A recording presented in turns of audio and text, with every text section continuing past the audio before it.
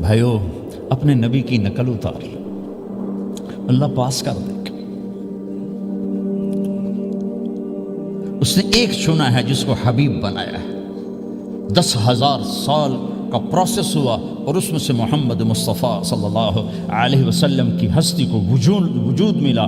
آپ کو آنے میں اتنا زمانہ چاہیے تھا کہ اعلیٰ سے اعلیٰ چیز کے بننے میں دیر لگتی ہے، تو کائنات 10,000 سال گھومی اور تب جا کر میرے حبیب مصطفیٰ صلی اللہ تعالی علیہ وسلم کو اللہ تعالیٰ نے وجود بخشا۔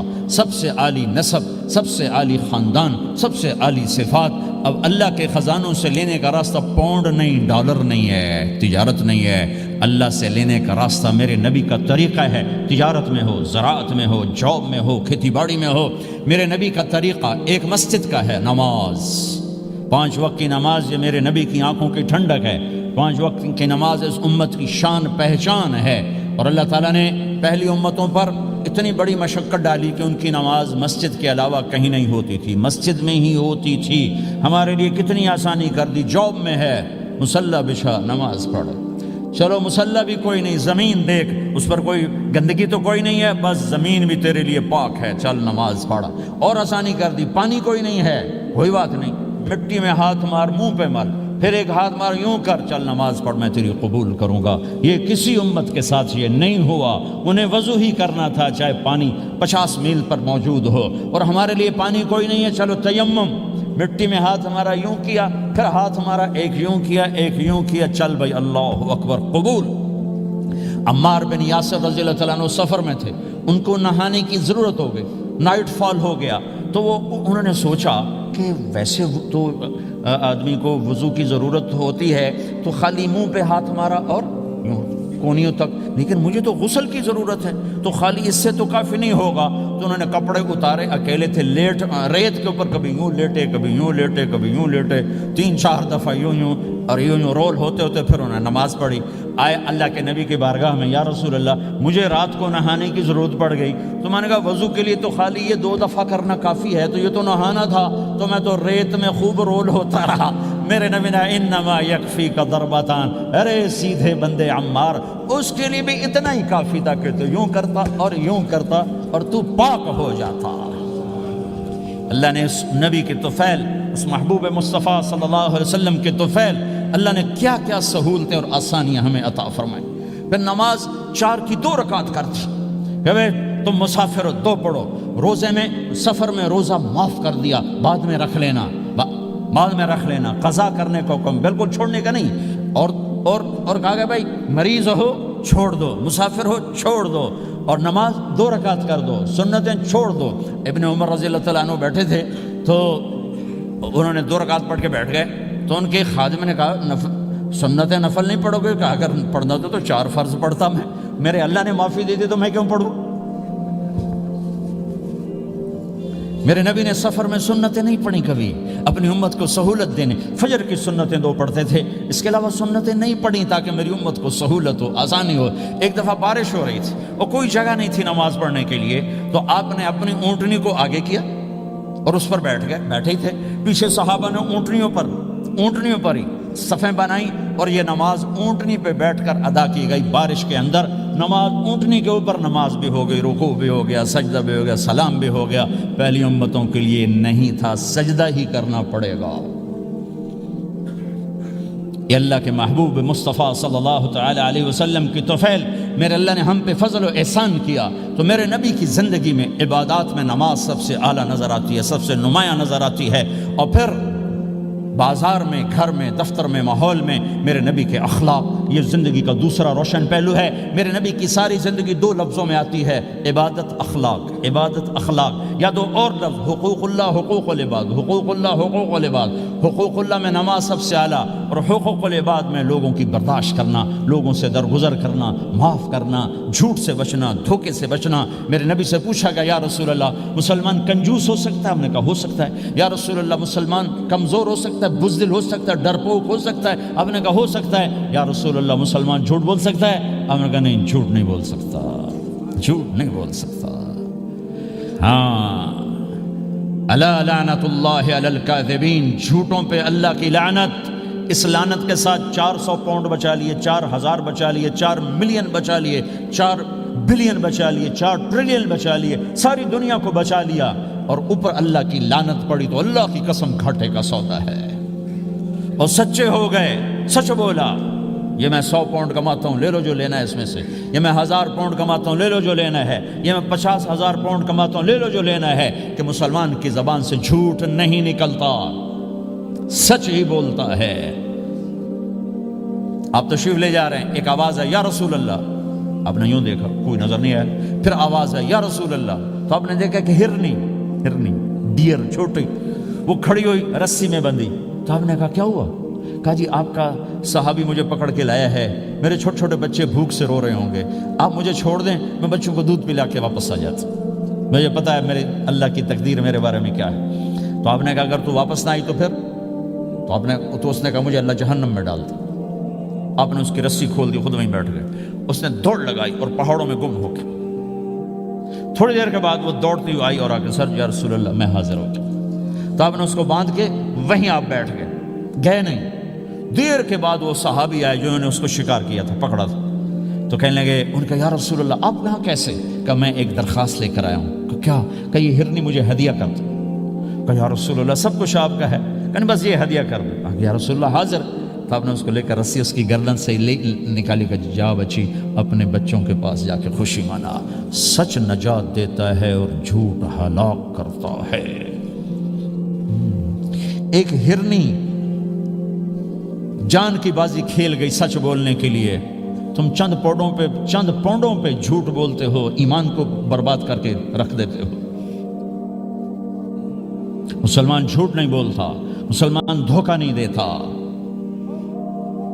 مسلمان کی زبان سے سخت بول نہیں نکلتا، کسی کو بے عزت نہیں کرتا، کسی کو کی بے اکرامی نہیں کرتا، کسی کا دل نہیں توڑتا، کسی کو ذلیل نہیں کرتا، خود سہتا ہے، اوروں کو خوشیاں دیتا ہے، خود دکھ سہتا ہے، اوروں کو راحت دیتا ہے، خود تکلیف سہتا ہے۔ یہ میرے نبی کے اخلاق ہیں، یہ میرے نبی کی زندگی ہے، اور یہ اسلام کا سب سے بڑا چیپٹر ہے، اور سب سے مشکل چیپٹر ہے۔ جب میرے نبی نے لمبی نمازیں پڑھی تو اللہ نے روک دیا کہ میرے حبیب ما انزلنا علیک القرآن لتشقى، اتنی لمبی نماز نہ پڑھ کے تو تھک جائے۔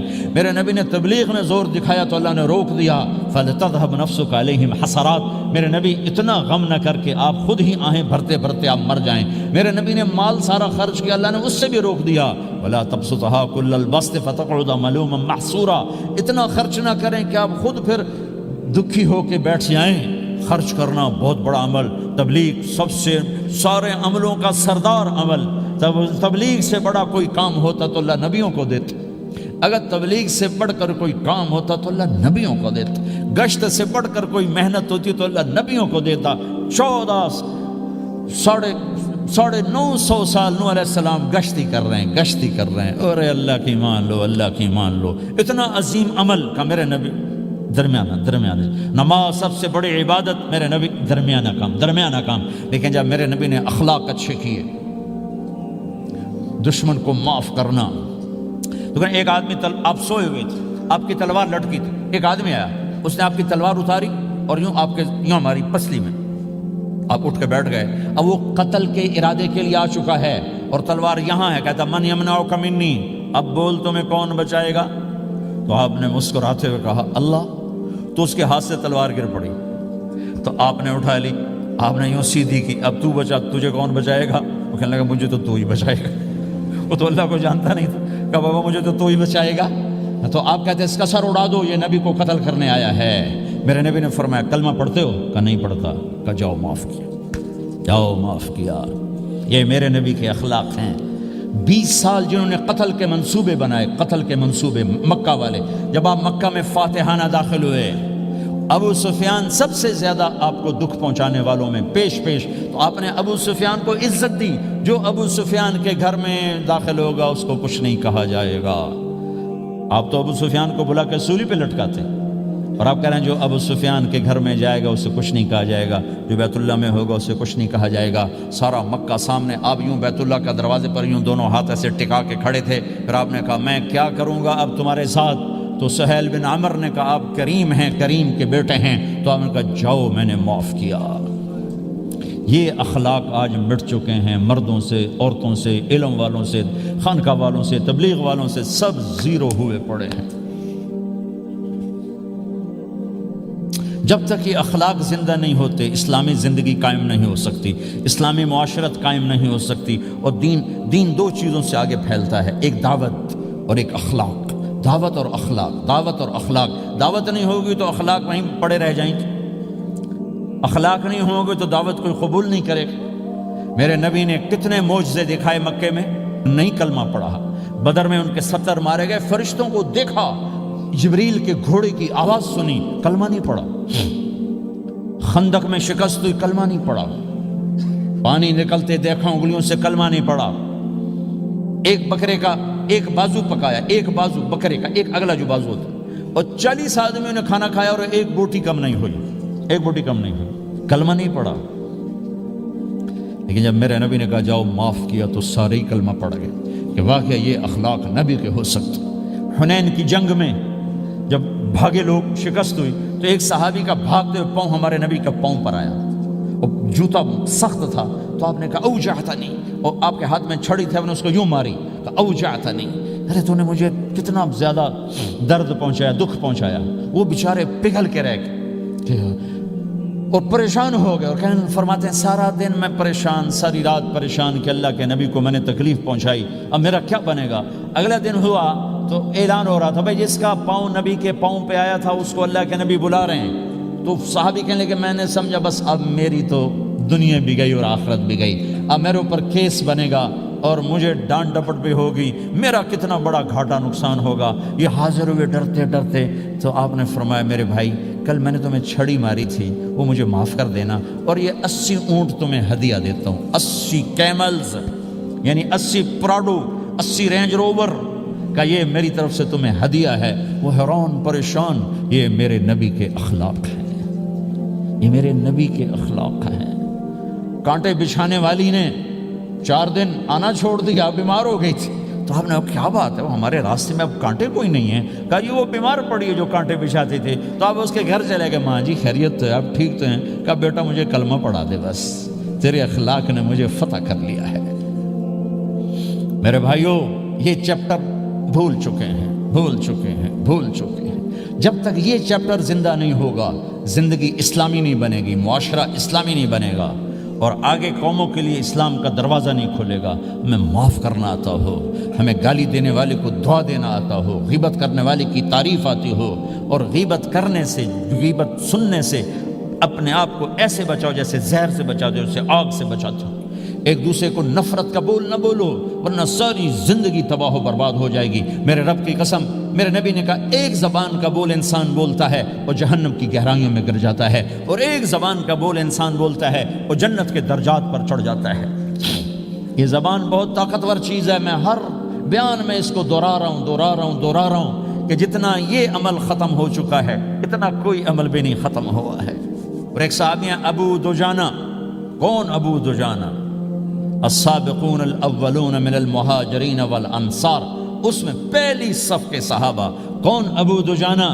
جب آپ حج پر گئے تو اپنی جگہ مدینے کا امیر ابو دجانہ کو بنایا۔ ابو دجانہ حج میں شریک نہیں ہوئے، کہ آپ نے اپنی جگہ ان کو اپنا نائب بنا کے وہاں کھڑا فرمایا ابو دجانہ میری جگہ پر مدینے کا امیر ہے، یہ وہ ابو دجانہ ہیں۔ کون ابو دجانہ؟ جو جنگ بدر سے لے کر آخری حج تک ہر سفر میں شریک ہیں، ہر سفر میں شریک ہیں۔ ان کی ایک بات میں بتانا چاہتا ہوں، پہلے تھوڑی سی ان کی ہسٹری بتانا چاہتا ہوں۔ کون ابو دجانہ؟ احد کی جنگ میں آپ نے تلوار اٹھائی، کہ اس تلوار کو کون لے گا؟ کئی صحابہ کھڑے ہو گئے۔ آپ نے کہا اس تلوار کا حق کون ادا کرے گا؟ سارے بیٹھ گئے، 3 آدمی کھڑے رہے، ایک زبیر بن عوام، ایک عمر بن خطاب، ایک ابو دجانہ۔ ان کا نام ہے سماق بن خرشنہ، سماق بن خرشنہ ان کا نام ابو دجانہ سے مشہور ہے۔ تو آپ نے تلوار نہ عمر کو دی، نہ زبیر کو دی، ابو دجانہ کو دی تھی۔ تو عمر رضی اللہ عنہ نے تو محسوس نہیں کیا، حضرت زبیر نے محسوس کیا کہ اس کو کیوں دی، مجھے کیوں نہیں دی؟ میں مہاجرین میں سے ہوں، میں پھوپھی کا بیٹا ہوں، میں اس سے دلیری میں کم نہیں ہوں، بلکہ حضرت زبیر کی دلیری کی تو دھک تھی۔ جدھر سلوار چلتی تھی کاٹتی چلی جاتی تھی، کہنے لگا میں دیکھوں گا یہ کیا کرتا ہے۔ تو ابو دجانہ کے پیچھے پیچھے زبیر ہو لیے، تو ابو دجانہ نے جو حملہ کیا تو 3000 کا لشکر تھا، اس کو چیر کے پار نکل کے، پورے لشکر کو کاٹ کے پار نکل کے، اور آگے عورتیں کھڑی تھیں جو مکے کے لشکر کو تیار کر رہی تھیں۔ نحن بنات طارقی نمشی علی النمارقی مشی القتل بوارقی المسک فی المخالقی المسک فی المفارقی والدر فی المخالقی ان تقبلوا نعانقی وتدبروا نفارقی فراق غیر وامقی، یہ گانا گا رہی تھیں اور ان کو تیار کر رہی تھیں۔ تو جب ابو دجانہ کی تلوار نظر آئی تو سب بھاگی، ہندا پکڑی گئی، تو آپ نے یوں اپنی تلوار ہندا کے سر پر رکھی، انہوں نے چیخ ماری، تلوار ہٹا لی۔ تو زبیر پیچھے پیچھے کہ یہ کیا کیا ہے؟ جنگ میں اگر کوئی عورت حصہ لے اسے مارنا جائز ہے، ویسے جائز نہیں ہے، عورت کو، بچے کو، بوڑھے کو ہاتھ لگانا جائز نہیں ہے۔ تو انہوں نے کہا تلوار کیوں نہیں چلائی؟ کہا میرے محبوب کی تلوار ہے، عورت کے خون سے رنگین کر کے اس کی شان نہیں گھٹانا چاہتا، یہ میرے نبی کی تلوار۔ پھر واپس ہوئے، پھر اٹیک کیا اور پھر مجمع کو چیر دیا۔ سامنے ایک آدمی آ رہا تھا ہاتھی کی طرح، اتنا لمبا موٹا تازہ۔ تو زبیر کہنے لگے میرے جی میں آیا کبھی اس کی ٹکر ہونا، پھر میں دیکھوں ابو دجانہ کیا چیز ہے۔ تو اللہ کا کرنا ایسا ہوا، ابو دجانہ دونوں آمنے سامنے ہو گئے۔ تو وہ ایسے شاہ سوار تھے کہ دونوں طرف کے لشکر ذرا تھم گئے اور وہ دونوں بھڑ گئے۔ ابو دجانہ کے اپنے جوہر، اس پہلوان کے اپنے جوہر، غبار اٹھا، مٹی اٹھی، اور اس کی اپنی طاقت، ان کی اپنی طاقت، انہوں نے ابو دجانہ کو اس نے زخمی کر دیا۔ ابو دجانہ نے جو جوش میں آ کے ماری تلوار، اس کو لگی یہاں، تو اتنی طاقت سے لگی کہ اس کے نیچے اتر کر 2 ٹکڑوں میں تقسیم کر دی۔ یوں ماری تو ایک حصہ ادھر، ایک حصہ، پھر یوں دیکھا اور اپنے چہرے سے لوہے کی ٹوپی اتاری، کما ترا انا ابو دجانہ، کیا دیکھ رہے ہو؟ میں ہوں ابو دجانہ، تلوار صحیح لی ہے میں نے، غلط نہیں لی۔ یہ ابو دجانہ ہیں۔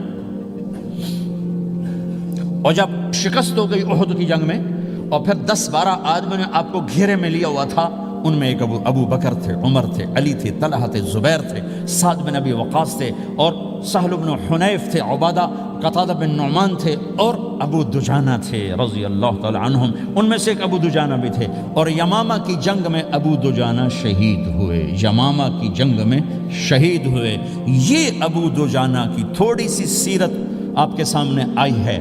اس کے بعد اب آپ ان کے قول کو سنو تاکہ اس کا وزن آپ کے سامنے آئے۔ یہ بدر کے شریک ہیں، اللہ کے نبی نے کہا بدر کا صحابی جو مرضی کرے بخشا گیا۔ یہ صلح حدیبیہ کے شریک ہیں، اللہ نے قرآن میں کہا لقد رضی اللہ، میں ان سے راضی ہو گیا۔ یہ صحابی ہیں، اللہ نے کہا کلا وعد اللہ الحسنی، اے میرا نبی تیرے ہر صحابی کے لیے جنت کا وعدہ ہے۔ اور اب یہ کیا کہتے ہیں؟ یہ کیا کہتے ہیں لوگو؟ ان ارجع عملی عند، لوگو میرے پاس، ابو دجانہ میرے پاس بخشش کا سب سے بڑا عمل جانتے ہو کیا ہے؟ بدر نہیں، احد نہیں، حدیبیہ نہیں، خندق نہیں، خیبر نہیں، فتح مکہ نہیں، آخری حج نہیں۔ کیا ہے؟ کیا ہے لوگو؟ ان ارجع عملی عندی، میرے پاس آخرت میں بخشش کا سب سے بڑا عمل بس ایک ہے کہ ما آذیت احدا بلسانی، میں نے اپنی زبان سے کبھی کسی کو دکھ نہیں پہنچایا۔ ولا اجد فی قلبی غلا لاحد، اور میرے دل میں کسی کے لیے بغض کوئی نہیں ہے، بس یہ میری بخشش کا عمل ہے۔ تو بھائیو، نبی کے اخلاق میں 2 چیزیں لے لو، ایک زبان سے کسی کو دکھ نہ دو، ایک دل میں کسی کا بغض نہ رکھو۔ اللہ کی قسم بغیر حساب کتاب کے جنت میں جاؤ گے۔ بڑے بڑے جنید بغدادی اور بڑے بڑے معرفت والے تمہیں دیکھتے رہ جائیں گے، تمہاری رفتار اتنی تیز ہوگی کہ تمہیں وہی پکڑ سکے گا جس کا یہ 2 عمل تم سے زیادہ اچھا ہوگا۔ جس روڈ پہ رش ہوتا آپ وہاں سے گاڑی ہٹا لیتے ہو، بھائی ادھر نہیں، ادھر رش ہے، وہ سائن وغیرہ آپ کو آ جاتے ہیں کہ بھائی ادھر بلاک ہے، ادھر نہیں جانا، ادھر جانا ہے۔ تو جہاں روڈ پہ رش ہوتا ہے تو قیمتی سے قیمتی گاڑی کی رفتار بھی آہستہ ہو جاتی ہے، اور جہاں روڈ خالی ہوتا ہے تو پرانی گاڑی بھی بھاگے جا رہی ہوتی ہے۔ ہمارے یہاں پرانی گاڑی ہوتی ہے نا، پرانی بسوں کے پیچھے لکھا ہوتا ہے نہ انجن کی خوبی نہ ڈرائیور کا کمال، خدا کے سہارے چلی جا رہی ہے۔ اور جس کے پاس ایسی گاڑی ہو، نہ انجن کی خوبی نہ ڈرائیور کا کمال، تو اگر اس کو روڈ خالی مل جائے تو وہ تو مرسڈیز والے سے پہلے پہنچے گا۔ رینج روور والے سے پہلے پہنچے گا، بینٹلی والے سے پہلے پہنچے گا، رولز رائس والے سے پہلے پہنچے گا، جو وہ تو پھنسی کھڑی اور اس کا روڈ ہی خالی ہے۔